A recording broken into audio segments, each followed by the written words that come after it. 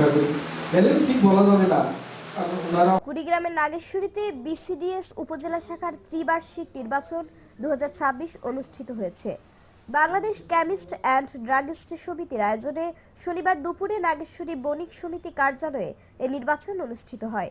এ সময় সিস্টার্স ফার্মেসির স্বত্বাধিকারী ইব্রাহিম আলীকে সভাপতি, মৌ ফার্মেসির স্বত্বাধিকারী মাইদুল ইসলাম মালিককে সিনিয়র সহসভাপতি এবং আর্কিডিয়া ফার্মেসির স্বত্বাধিকারী সহসভাপতি 1 পদে আব্দুল মালিক ও সহসভাপতি 2 পদে শিমু ফার্মেসির স্বত্বাধিকারী শফিকুল ইসলামকে নির্বাচিত করেন ভোটাররা।